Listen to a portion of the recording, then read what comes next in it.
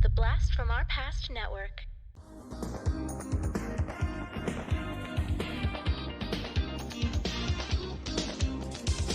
Hello and welcome back to Why This Film, the podcast where we reach back into your childhood, pluck out a movie, rewatch it and have a chat about it. I'm Emily Slade and welcome back. You watched it so many times before and now you're gonna watch it again. But it's been so many years since you last saw it and now you show it to your friends and they're like, what? What am I watching? Why What is this? Why this film? And today I'm joined by Nadja. Hello. Hi there.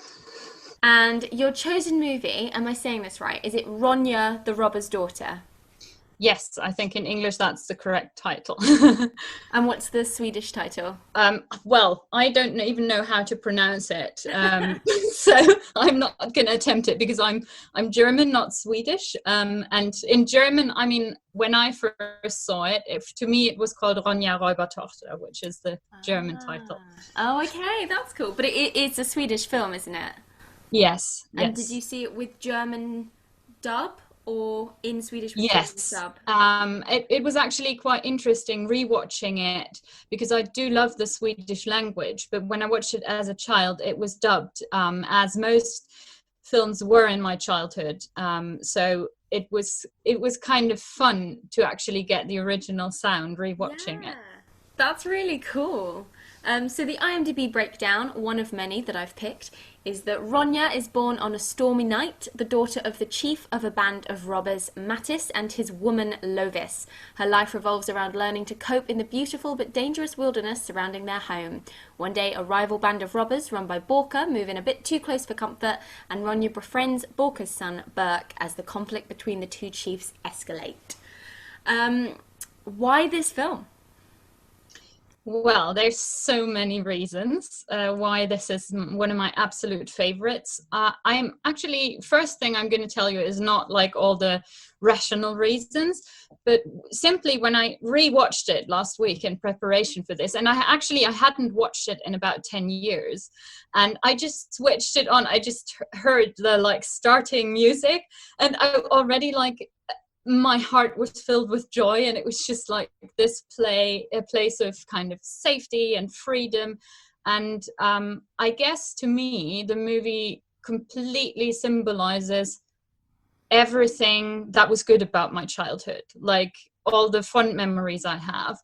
And my family has a strong kind of emotional connection to Sweden, not in any terms of relation, but we used to spend all the family summer holidays in Sweden, actually. Oh, no. We would be in that nature and at a lake and spend basically 4 weeks every summer just being outside and being in Swedish nature. So I guess I really relate to that as well. That's so awesome, because most of this is just outside in Sweden and it's gorgeous. Did you find that it was a complete nostalgic pool that you could just dive into? There wasn't anything as an adult that you were like, oh, that's interesting, or that you saw in a different light at all? There were a few things, because I guess what actually really struck me is how much I kind of grabbed my value system from stories like that. I mean, it was something my mother really believed in as well. And now, of course, I have a bit more of a conscious, aware view on kind of all the wisdom that is in those stories and all the different themes that are touched upon. And of course, as a child, for example, I didn't think about feminism or anything like that, or about, is a man allowed to cry, or these sort of topics. And I think it's just written into those stories so seamlessly and so with so much heart and love. I'd actually be quite interested, I don't know if I'm allowed to ask you a question, but to hear how it was for you, because obviously this is not a film that English kids would have seen when they were small. Not at all. So how did you feel about it, of watching it first time as an adult? I absolutely adored it, because it's weirdly it has elements that are very similar to a lot of sort of British tales, that sort of like running off into the forest and all of these sort of mythological creatures, and like that's the sort of Britain that I love. I grew up in the countryside. I ran around in the forests a lot. That was really lovely. It's filmed, because it's 80s, it feels so 80s as well, and I love that. Like lots of sort of animatronic puppety sort of creatures. It's very fantastical, as well as being this really sweet story of like acceptance and understanding. It was a lot longer than I thought it was going to be. It was 2 hours, but no, I thought it was like, I want more of it. I was like, how has this not been remade? Why was it not dubbed and shown in England? And like, maybe it was dubbed and shown in America, because it seems to be quite a big, well-known story, and it's been adapted quite a lot, just not in English. Yeah, it's actually really interesting because when I moved to England, I kind of like, you start noticing that you have different childhood references when you talk to friends, or when English friends talks amongst each other, and they're like have this inside joke about some series everyone knew, and I'm like, I don't know. In Germany, those stories are actually really, really big. Like Astrid Lindgren, the author who also wrote the screenplay adaptation, she is basically a kind of like a hero of mums in Germany, and she won lots of kind of literature prizes in Germany, interestingly. Yeah. And I mean, her works have been translated, what did I read, into 95 languages and language varieties. So there's so much there. But something even more interesting, like for us as actors, that I read up on, and I was like, wow, I have to research into that. Apparently, she also wrote quite a few of like children's theatre plays, and they've never been translated. Really? So, at least not into English. So I was like, wow, someone should translate them. They'd be amazing. So Really? yeah. I would be so up for that. Do that. Do that. Well, I need to find someone who speaks Swedish or learn Swedish then. I trust you'll pick languages up quicker than I could. So. Yeah, it's like, and I grew up kind of with all of her stories. I mean, I guess a lot of people did, but maybe it was more special for me as well, because my mum was actually really strict on us not watching a lot of TV. Mm-hmm. And there were only really specific things we were allowed to watch. Like I wasn't allowed to watch any cartoons or any of that. So the only thing was like Astrid Lindgren stories, and that was like the highlight, that we could watch like a 2-hour film together. And my mum would read the books to us as well. So it's got a lot to do with like kind of like the motherly love, I guess, for me as well. Definitely. So was Ronja just one book, or was it a series of books? That was one of the books that was just one story, one novel. She's also written a different series, children's book series, like Pippi Longstockings, which is also quite famous. Pippi Longstockings? Yeah. Oh God, I know that. Yeah, and also in Swedish it's called Emil I Lönneberga, which in German weirdly was translated, the name was changed from Emil into Michael, so it was called Michael from Lönneberga, which is all these like stories and adventures this little boy goes on, and he's basically really mischievous, a bit like Ronja as well. So it's basically kind of like these loving stories about misbehaving children and how they're kind of growing as people from not always doing what the adults say. Yeah. Which is so nice. And those stories usually were divided up quite nicely into chapters, so my mum would read a chapter every night. Which was quite nice. Yeah. It's so beautiful, this movie, and it's got a really magical quality. Like similar things we would have had in Britain would have been like The Children of Green Know or The Sorcerer's Apprentice. That sort of like British TV show that was always like practical effects, like set in a forest. it just felt, you're absolutely right, like I'd never watched it before and I felt like I was coming home because it was so familiar in terms of its aesthetic and its story. But there were some stark differences that you would not see in British media, and it's it's so funny. The children swear. Like, I don't know if it was the same in the German or Swedish translation, but in the English translation, it was coming up as like shit and bastard, and like she says "damn you" a lot, and I was like, "Whoo!"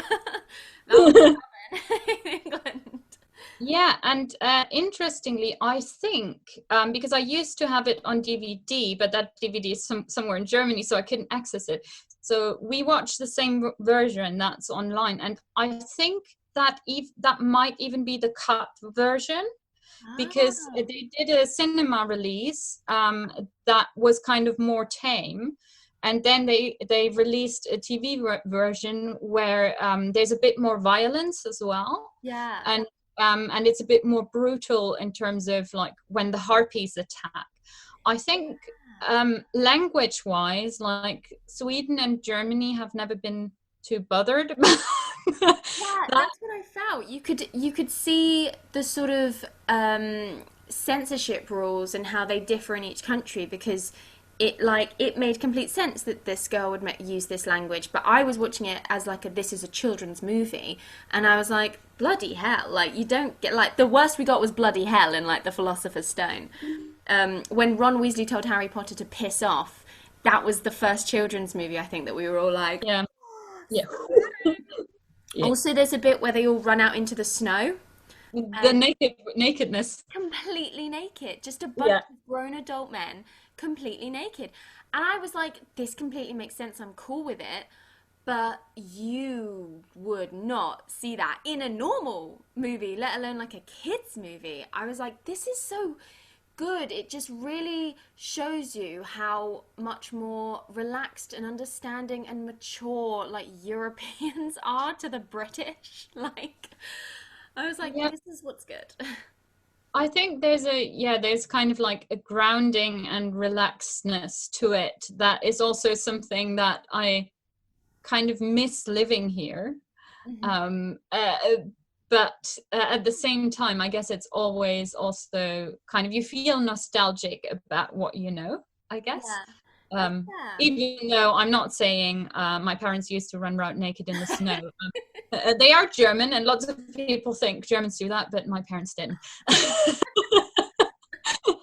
But it's like just a much more adult approach to life, like what's important. Like, nudity in humans is not a thing we need to worry about because it's a completely ordinary thing. It's normalizing things that are ordinary, but for some reason the British were like, we've decided that this is wrong and Mm. sinful, and therefore we're not going to put it in our movies, and we're going to punish anyone that does do it in our movies or whatever. There's a lot of singing in this movie, and I think I read that all the actors that they employed had Yes. to be able to like sing professionally, because it's lovely. It's just this, you really get the vibe of this like tribe of people Yeah. who just, it was very sort of Beowulfy. They all live Yeah. in this sort of castle, and they all like have feasts every night, and um, have a sing song, and it's just really, really lovely with like a roaring fire. Yeah, I find that aspect of it so wholesome as well, that kind of like community thing and just kind of like the joy of it. And also one of the songs where the other robbers kind of sing about the chief, and then he starts getting upset until he realizes they are actually singing about the enemy, and it's just that kind of fun thing. And also after they run back in from the snow, they say, oh well, because their clothes are being washed, they have to actually wear what they've stolen from all these like noble ladies, so Mhm. they're actually in drag, so they're all putting on the women's clothes. And Yeah. it's kind of like it's very progressive, like for an 80s children's Oh, story. it is. And I put it down to it being not British or American, because I was like, we have men crying, we have strong family bonds, and like male daughter relationships that aren't twisted or broken in any way. We have the men in drag and like enjoying it and like singing it and like people cheering them on, and no one says, they're just like, what clothes are left? Oh, these women's clothes. Cool. Yeah. Um, they all rush out into the snow nude. They all like because you're like the woman, like it would have been nice to have seen more women in it, but then it would Yeah. have taken away from the character of Lovis, who is this like, I mean, the first way she's described is like, stay here and look after Lovis, and he's like, do you mean if anyone attacks Lovis, I should look after the criminal who's attacking her, because like he's Yeah. smarter than all of you. Um, so I guess if you had other women, it would take away her sort of character, but still, but like you really got the sense that it was a like shared ruling of the robbers. Like it wasn't the robber chief and his woman as it's so often referred to. You could Mm. see that very much so, like that was an equal footing from both tribes as well, which was lovely. Um, and Yeah, and she also kind of like she was kind of telling him what's happening quite a few times as well. Even the night in the beginning of the movie, the night where Ronja is born, so she's in labor and she's kind of singing to calm herself down, and it's this, like, you get the whole spirit of this man, like he's this strong man, but he's quite helpless in the situation. yeah, There's a storm and his child is being born and he's quite overwhelmed, and like from the start they show him at the same time as vulnerable as well as strong, yeah. which I really love. Definitely, and like he unashamedly cries. He like, and it makes you, as he's like a fully rounded human being, it makes you care. I'm not even gonna lie. Like, there's a bit in the film where they've managed to kidnap the boy Burke of the opposing robber tribe, and they're basically using him as ransom. Where they're like, you get out of our castle, or we'll like kill and keep your son forever. So Ronja is an absolute badass and leaps over the turrets to the other side of the castle to be held as hostage on their side. I literally wrote, yes, Ronja. And then he turns around and they're like, cool, so we've got your child, you've got our child, let's just switch now. Mm. And he's like, you can have your child back, but you can keep that one because I don't have a child. And I Yeah. gasped out loud. I was like, Yeah. how could Yeah. you? Oh my God. And like, it was really sad. And then the mother, Yeah. of course, was like, this moron may not have a child, but I do, and you will be returning her right now. And I liked it because it didn't drag or dwell on anything. It was paced so well. Like they could have, if it was made today and it was made in America, that scene would have lasted about 20 fucking minutes, and they would have like threatened each other's Yeah. children and like blah blah blah blah blah. But they just held the hostages, they did the thing, they switched them back, boom, done, let's move on because there's more important things. Yeah, and actually, in terms of kind of themes, what really struck me rewatching it with the thing with the father as well, but also actually in the children when they're first meeting and fighting, it's that whole pride and competition against kind of love and collaboration topic going on throughout the entire story arc, and a lot, they're all quite stubborn characters, which I also like. Yeah. So they're kind of virtuous in some ways, but they're all really flawed as well. And it's not like, oh, there's this one hero and or they defeat the evil other robbers. No, in the end, the two robber bands, they actually collaborate. No, because they've realized actually we've got more in common than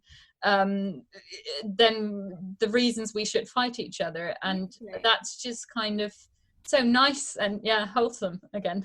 So lovely that like on the surface you think this is going to be sort of Romeo and Juliet because it's two Yeah. children of opposing tribes coming together, but no one that's not already old and sick has to die. There's no sort of huge bloodshed. It's just very much like they have like one small fight, but really it's like it's more for appearance's sake than anything else, because by that point they've already pretty much decided like this is just what's going to happen, which is really lovely. I love all of the different creatures that like dwell in the forest. There's like those weird little Muppet things that are just constantly like, why? And and we used to like imitate them as children, like all the time. We go like, of course, we'd go in German, go, wieso denn bloß, and we'd like walk around the house and drive our parents crazy because it was like the most fun thing to do. Literally, I was watching it and I was like, this is so playable to have these little creatures that live underground. They're not threatening, they're just a bit dozy. And all they say about everything is like, why? Why is the girl in the ceiling? Why is she screaming? Why is there another person screaming? Why? And I was like, this is brilliant. Yeah. It's really lovely to have creatures that are non-threatening, because then you sort of go up the scale of like how threatening the creatures are. Yeah, and the kind of like the grey trolls as well. It's kind of, I mean, it's not quite the same, but it kind of made me realize, oh, that's why, like in Harry Potter, when I started reading that, the Dementors felt kind of familiar, because when her father tells her how to protect herself from the kind of grey trolls, gnomes, he says, oh, they're not dangerous if you're not afraid of them. Just kind of like the idea of the fear always feeding the danger, which I think is very topical anyways, always. But it's just kind of like, if you don't feed the fear, you can't be defeated by them. Which is so lovely, and it's such a good lesson in like adulthood and like bravery, and it also means that there is a way to overcome them. So they're the sort of next ones up. They're these sort of like bustling, almost small bear-like creatures that are grey, and they're always surrounded by like mist and stuff. There's one bit where she like gets almost dragged into the underworld.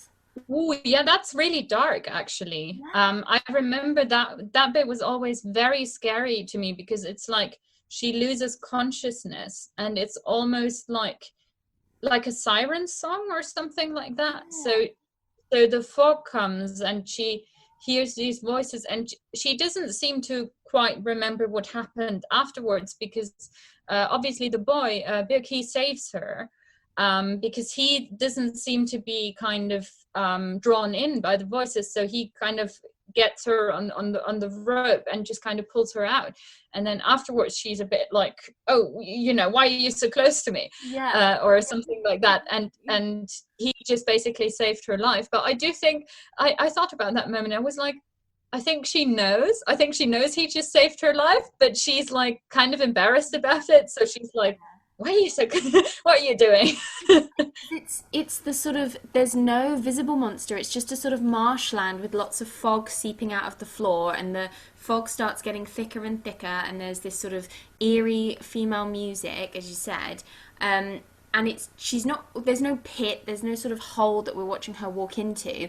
It's just, don't follow the voices, you'll be sucked into the underworld and you won't come back. And we've been warned that if you fall into the hellmouth, that's it, there's no coming back.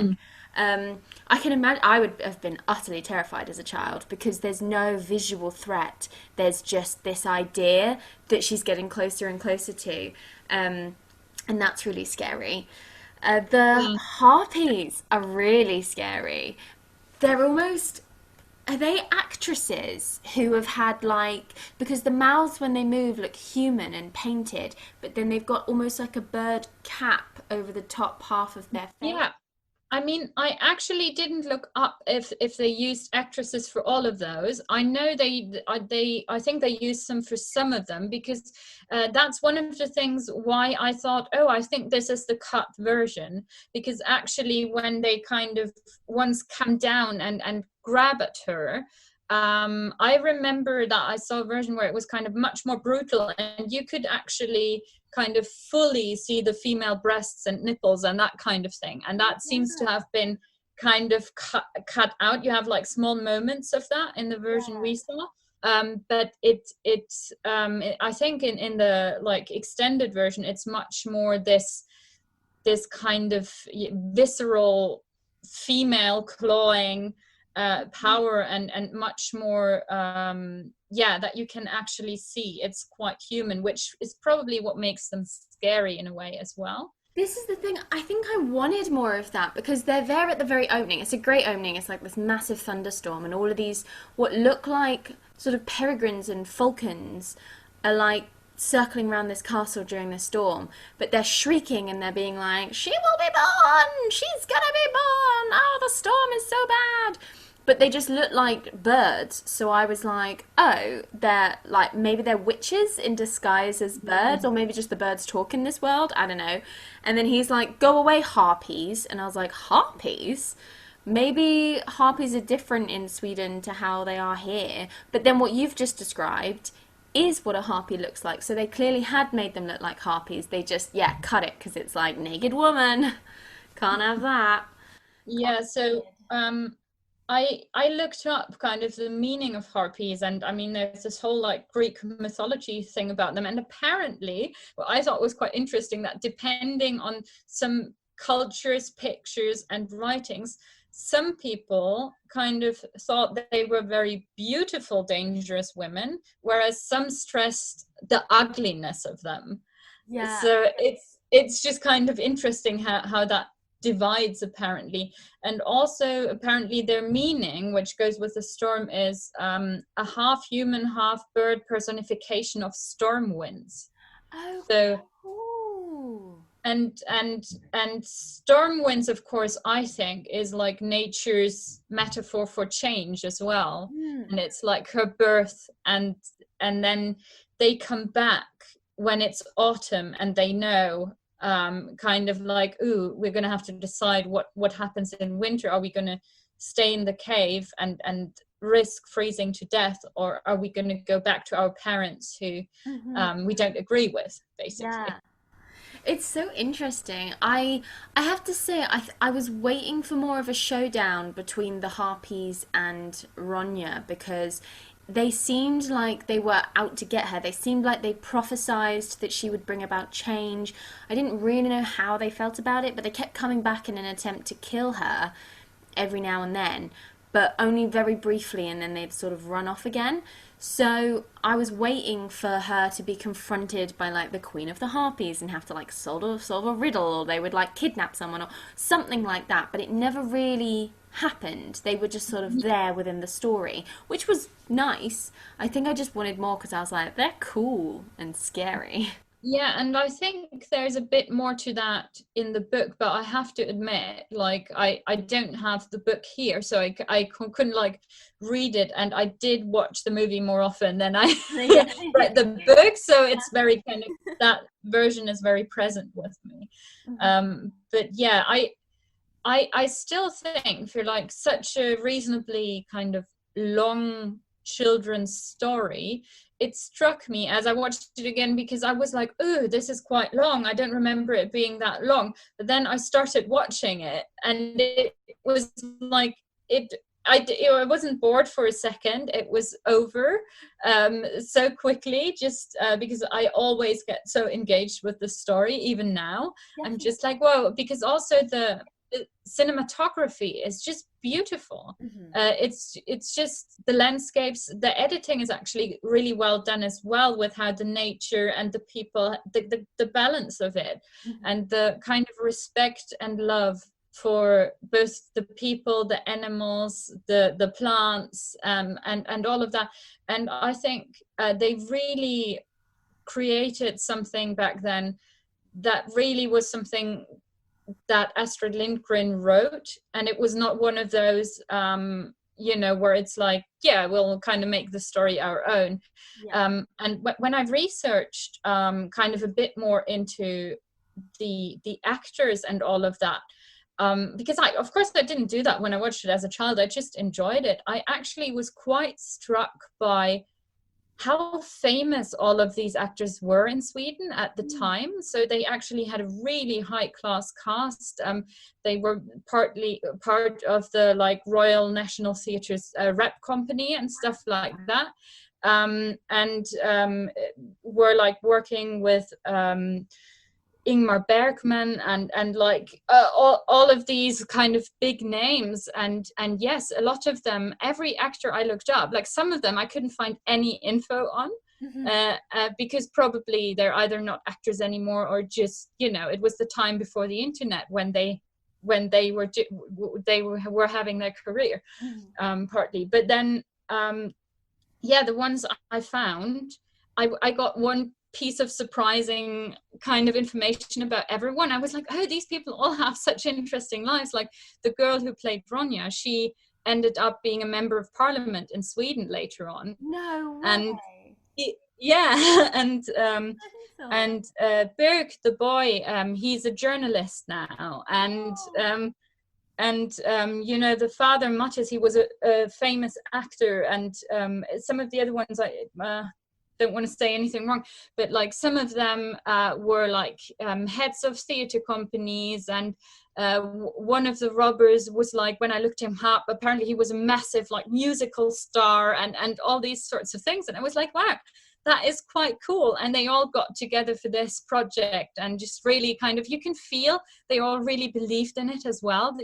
There's not even a hint of like patronizing.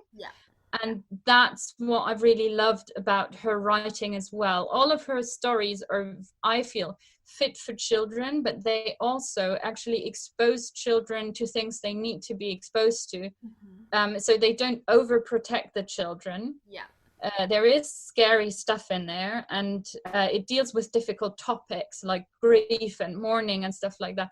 But it is done in such a caring way that it just feels healing more than threatening. Definitely. I really felt that. I felt that it was a passion project from people that cared about the source material. It did feel like they'd made an effort. It felt like it was a big, I guess, like blockbuster. It felt like it was the summer movie almost, even if they sort of didn't have them back then. It felt like the summer movie. Like, oh, they've adapted the beloved children's classic with some of the top class actors. Like, I really did feel that. And I think that's another reason why I loved it so much, because as she's leaving the house for the first time, he's like, don't fall in the river. And she's like, well, what do I do if I do? And he's like, swim. And then he's like, don't do this. And she's like, well, what happens if I do that? And he's like, well, you're gonna have to learn not to. Don't fall in the hellmouth. Well, what do I do if I do that? Oh, you'll die, so don't do that. And she's like, okay, I won't do that. And it's like, and actually with that, I like wrote out some little quotes that I really love, and you just mentioned the part where the father says, take care you don't fall into the river, and then you see her later actually going out, and then the old man says to her, my heart and pride and joy, where are you going? And she says, I'm going to watch out to not fall into the river. And he says, where are you doing that? And she says, well, by the river, otherwise there'd be no point. And it's just this whole kind of like, yes, know what's dangerous, but also you're going to have to take risks to be alive and to just do things. I was also, when the two children lived together in the cave, I kind of laughed out loud when the boy says, I was thinking of getting some fresh water. And she says, well, thinking doesn't get us anywhere. You either get it or you don't, basically. And it's just these kind of little sharp wisdoms that are like, yeah, actually good point. And they're kind of good motivators and actually reminders that I still find very useful to my own life now, where I feel like, yeah, actually, she's so right. And it's just I did watch this when I rewatched it last week with my partner, and he saw it as well as a child, but he didn't have it like as much as me, and he just started laughing when we were watching it, and I was like, why are you laughing? And he just looked at me and was like, I can see why you like this movie and why you identified with her so much, like, because obviously she's this like dark-haired, dark-eyed, like a child, really big hair, which I had as well as a child, and just kind of like, I think she is who I wanted to be as a child, because I was much more shy and I was a bit more obedient. but she was kind of like, she gave me the inner feeling of, yes, I want to be like her. And when we got a cat, we actually named the cat Ronja. So it definitely, like, she left an impression, and we felt, yeah, a cat that has her own mind, it's a fitting name, kind of thing. For a cat. It's so good. I really want to read the book now. And yeah, she's like the perfect role model for children. Not like anything I think I've ever come across, especially as a girl. Like, you'd get that sort of character male a lot in British literature, but you'd never get it. The closest you get is probably George from the Famous Five, and even then it's like nowhere near as interesting because they never fought actual monsters. They just fought like criminals or whatever. Yeah, and again, in terms of like strong girls and women, which are always there in her story, but never like on the nose. It's just there. It's just the reality. Like in Pippi Longstockings, I think someone warns her about and says, he's the strongest man in the world. And she says, man, yes, but I'm the strongest girl in the world. which is just, you know, to be doing that at the time she did it. And yeah, what I find quite amazing as well is that she started writing quite late in her life. I think she was like in her late 30s when she was writing kind of like to entertain her own children. It started, and then she became kind of the most popular children's book writer, and I mean, she was like really famous in her lifetime. She was in her mid-90s when she died, and the Swedish royal family was at her funeral. It was like a state funeral. It was like she was so massive, and I think she just represents the soul of everything that's kind of good about Sweden. One of the kind of best quotes that I think she said this in a speech, is where she said, give the children love, and still more love, and the common sense will come by itself. And I think that's, just perfect. So it's just something that really I can always go back to and still enjoy. And I know I'm not only enjoying it for nostalgic reasons. Of course, that's a big part of it. But at the same time, I also still find the stories quite valuable and nice. And now I get some of the jokes that are actually kind of more adult jokes that are kind of woven in there a little bit. So it's just fun. No, I really loved it. I love fantasy, and I don't get put off by like practical effects, and I worry that if you're not necessarily, but it's not just it's set in this sort of vague fantasy realm, but not really, not ridiculously so, not like, it's just sort of like the countryside that has foxes, badgers and pixies, as opposed to like a full-blown fantasy realm. But definitely check it out if you haven't, because it's on YouTube. You can watch it with English subtitles, and it's so charming. Doesn't even do it justice. Like, it is charming, but it's also clever and mature and heartwarming and responsible, and it's really thoughtful and just really, really fun, just really lovely. Just stick it on in the background. Like, it really is just lovely. I really, really enjoyed it. Thank you so much for suggesting it. Thank you. It's very good to go back to these things, and especially the times we're currently having in the world. It's just like nice and wholesome, and like, actually there's so many great things, and like going back to nature, and it's just fun. Yeah, and it must be fun as someone that didn't get to watch much sort of visual media in that sense. You must have watched this till the like VHS broke, I imagine, like over and over and over, because I certainly would have done. Yeah, definitely, as often as we were allowed to, you know. we would watch those stories, because it really made me think, actually, have I turned into someone with that value system because I was fed that so much. Because a lot of the values in there are really what I live by to this day. Mm-hmm. And the kind of like freedom I seek, and the kind of like enjoyment of like jumping naked into a river or something like that. I mean, loads of people enjoyed that, but it's just I was like, oh, actually, yeah, that really was fed to me from an early age, and it was wholesome and nice. I keep repeating myself, but it is. But it is though. It is. It's so wholesome. Like, it really is. Like, and this is the thing. Whilst being from a different culture, quite clearly in certain aspects, like I said, it does also feel so familiar. I don't know if it would be the same if you grew up in the heart of a city. Maybe it's because I grew up in the countryside that it felt like that. But it felt like it could have been British at a time, but I liked that it wasn't. I really did like that it wasn't. So yeah, thank you so much. Is there anything you want to plug? I know, obviously, we're quarantined, so you might not be in any live plays, but...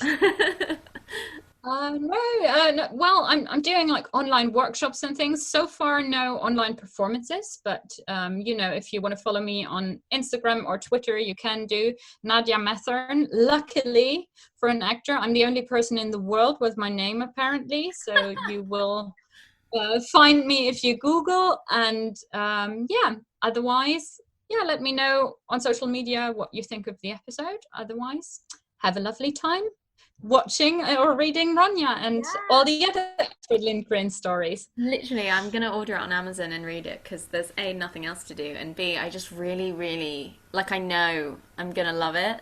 Do you know what I mean? Yay! You know, when you're just like, yes, that's a tick from me. But yeah, thank you so much for coming on the episode. I hope you had a good time. And we'll see you next time on Why This Film. Bye! Bye! Thank you so much for listening. If you enjoy Why This Film, why not head to iTunes and leave us a review? And you can now support Why This Film on Patreon from as little as £1 a month. Just head to patreon.com/Why This Film Podcast. You can find us on Facebook at Why This Film Podcast, on Instagram at Why This Film Podcast, and on Twitter at Why This Film Pod. If you'd like to come on the show and talk about your favourite childhood movie, email into us at whythisfilmpodcast@gmail.com. The Blast from Our Past Network. Hello! La la la. I'm Adam. And I'm Corey. And we are the hosts of Cartwright, a Seinfeld podcast. We are breaking down every single episode of Seinfeld as we watch it, reliving this amazing show. That's right, it's a trip down memory lane for all of us 90s kids out there. You can find Cartwright, a Seinfeld podcast on iTunes, Spotify, Podbean, and Patreon. La la la.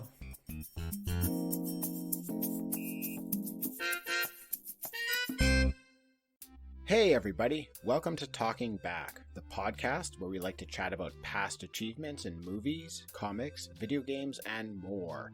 I'm your host Tim, and with me today in studio is co-host Dean. Hey, Tim. Dean, huh? This isn't a full episode, this is actually just an ad. All we have to do is tell everyone that our podcasts come out on Mondays, and they can find us on their favorite podcatcher. If they're into movies, comics, or video games, they should definitely check us out. Oh, well then, thanks everybody for listening, and we'll catch you next time. Talking Back. Hello everybody, I'm Adam. I'm John. And every week we are giving you a blast from our past. We are the podcast that brings you full-on movie breakdowns, TV show reviews, album reviews, top 10s, and more, all from the things of our nostalgic past. So please join us every single week on the Blast from Our Past podcast. You can find us on Spotify, Stitcher, Apple Podcasts. However you listen to podcasts, you can find us, and we would love to have you take a trip with us to the land of nostalgia. What's up, guys and gals, and everyone in between? This is Tess from Ongoing Comic Book Discussion Podcast, the place where a fun gal like me dives into the world of comic books one adventure at a time. Join me every Wednesday as I review a new comic book topic with a fun guest. I don't know if you know this, but comic books rule, dude.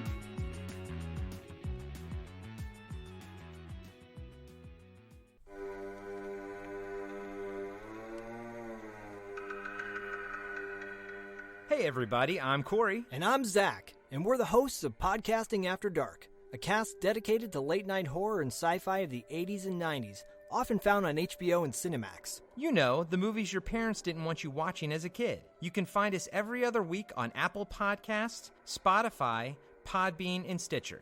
This is what you want. This is what you get.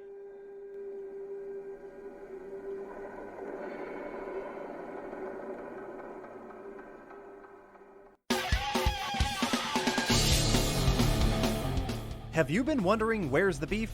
Well, on our podcast, Throwback Trivia Takedown, you might just find that out, as well as some other things about the 70s, 80s, and 90s. We're a nostalgic-based trivia show that pits two challengers head-to-head in a duel of the decades, with categories ranging from movies, TV and music, to slang, food, and fashion. You're sure to get the best in retro-themed trivia. So strap on your jelly shoes, grab a surge, and walk like an Egyptian to your favorite podcast app and check out Throwback Trivia Takedown. I heard even Mikey likes it.